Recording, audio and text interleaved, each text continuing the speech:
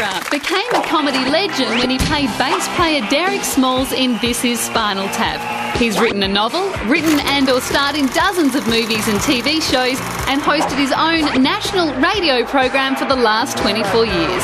Oh, and one other small achievement. For the last 2 decades, he's been the voice behind a good proportion of the Simpsons characters, including Ned Flanders, Principal Skinner, Waylon Smithers and Mr. Burns. Yes, please welcome the very busy Harry Shearer.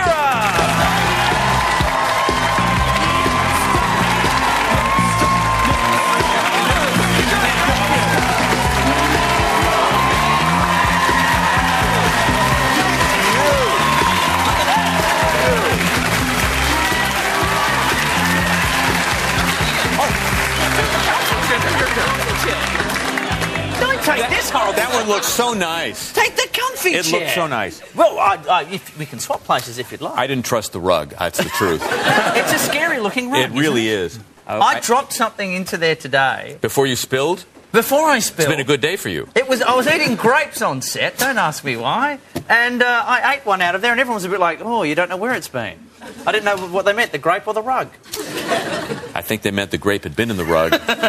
Enough said. Enough said indeed. Yeah. Now, of course, I say of course, like everyone should be aware of it, but you were in town. We're actually lucky to get you because you're actually in town for the Australian Radio Conference and the Radio Awards that are held therein. Therein. As if it were a Pyrex bowl and which the awards are being held. You think more of our radio industry could fit? I think so. You think it would be bigger than that? Well, the tendency in all of radio is let's all buy up the stations and have one Jock Dickey do all the work. But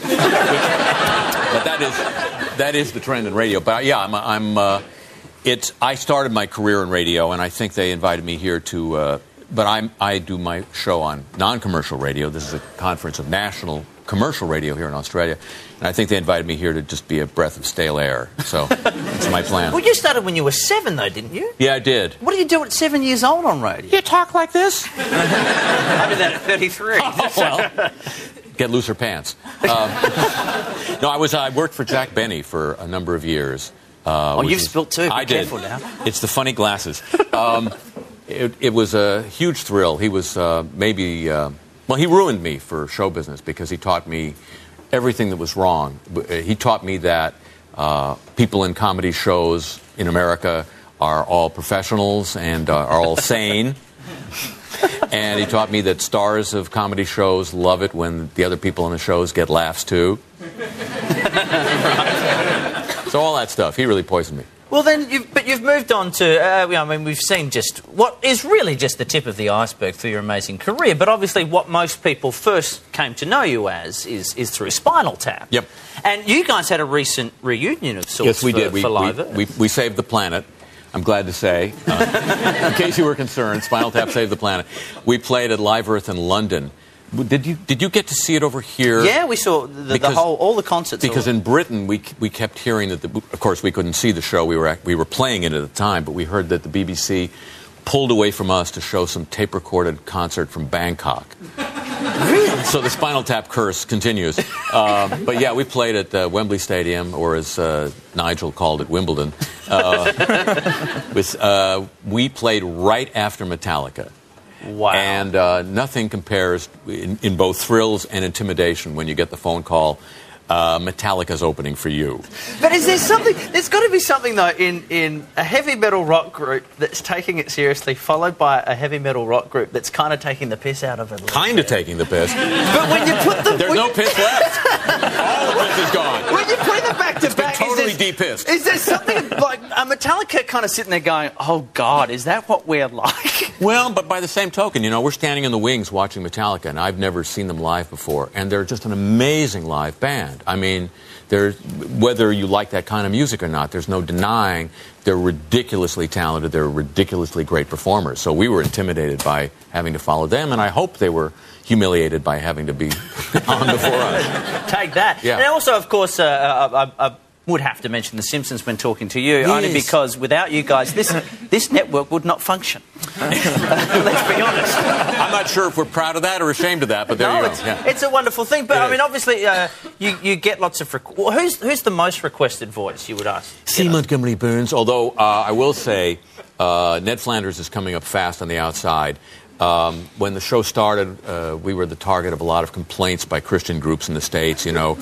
The show's a bad example for kids. Bart's a bad role model, as if, you know, the characters in any TV show should be good role models. They're funny because they're wrong. And now, in the last few years, I've been getting deluged, I should say, with requests for interviews with me from Christian magazines, because I play Ned Flanders and Reverend Lovejoy.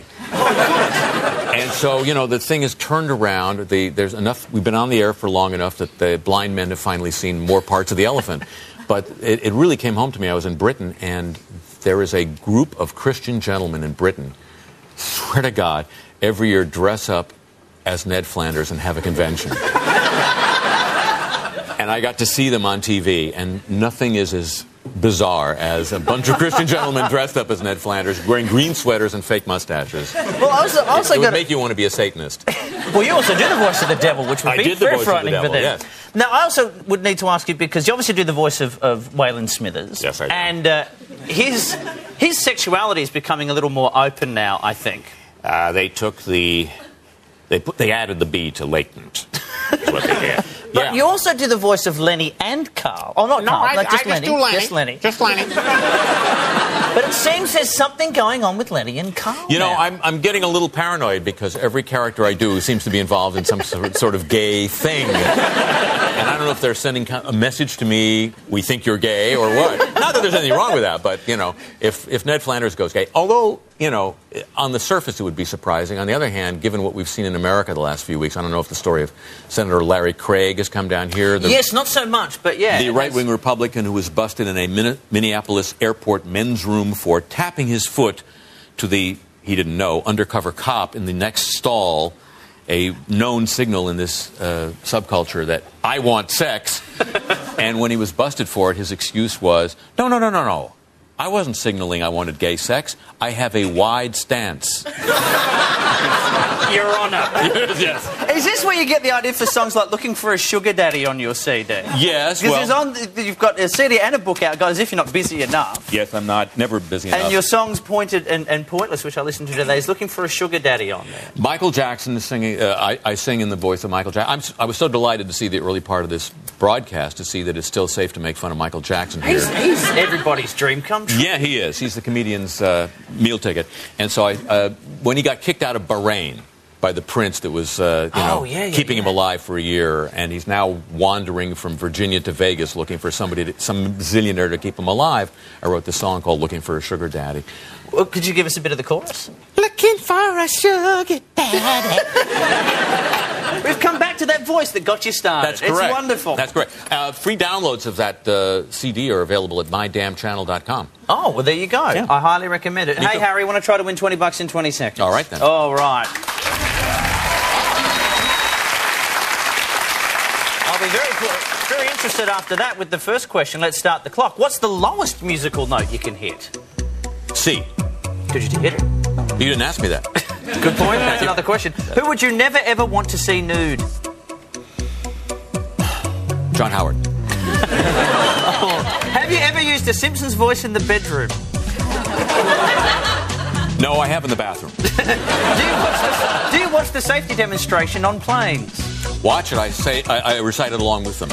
What physical skill would you sell your soul for?